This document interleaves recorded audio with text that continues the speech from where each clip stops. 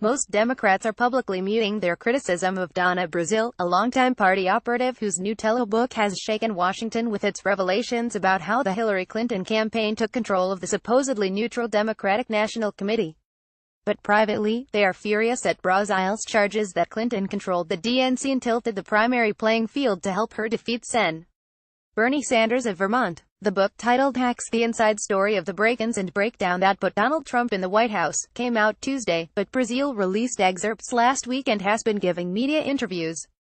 Brazile, a longtime Clinton ally, was tapped in mid-2016 to lead the embattled DNC after former chair Debbie Wasserman Schultz resigned in July after leaked internal emails showed key members of her staff speaking critically of Bernie Sanders in his primary fight against Clinton. "I completed my review of the DNC and I did find the cancer," Brazile said she admitted to Sanders in September 2016. "I explained that the cancer was Clinton and she had exerted this control of the party long before she became the nominee." Sen. Elizabeth Warren of Massachusetts, a leading Democratic progressive, when asked on Thursday if the DNC was rigged to favor Clinton, responded with one word: yes.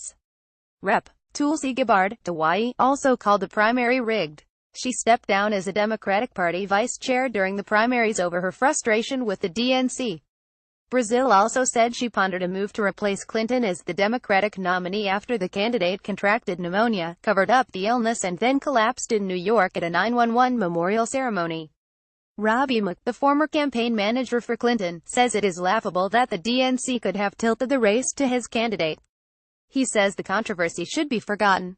A group of dozens of other Clinton campaign staffers signed an open letter saying, "We do not recognize the campaign she Brazile portrays in the book." The open letter added, "Finally, we are pretty tired of people who are not part of our campaign telling the world what it was like to be on the inside of our campaign and how we felt about it." Other staffers are privately depicting Brazile to reporters as confused or even crazy and telling her story. Brazile isn't taking the criticism lying down. She told ABC's This Week on Sunday that her critics can go to hell. She added, "I'm going to tell my story. Why am I supposed to be the only person who is unable to tell my story? The reason why so many Democrats wish Brazile would shut up is actually quite clear. Democrats traditionally paper over any conflicts in their party, and most media outlets cooperate by downplaying tensions, while eagerly portraying any disagreements inside the GOP as a potential civil war. Democrats worry that if the tensions inside their party break out into the open, their carefully constructed coalition of identity groups, from gays to environmentalists to African Americans, will fray around the edges. But this time, silence about internal fights isn't likely to hold. It's been a year since Clinton lost the presidential election to Donald Trump in a shocking upset. Clinton continues to blame everyone but herself, from Russia, to Bernie Sanders, to FEMP Director James Comey, for her loss. So it shouldn't be surprising that frustrated Democrats are finally returning fire.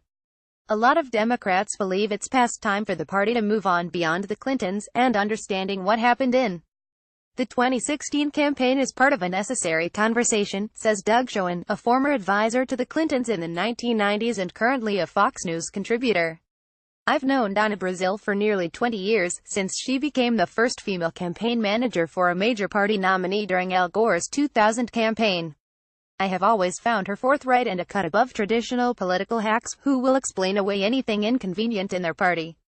Democrats should recognize that however painful Brazile's revelations may be in the short term, sweeping them under the rug will only mean they will re-emerge in the 2020 campaign as the party's progressive and pragmatic factions again fight over will control the party.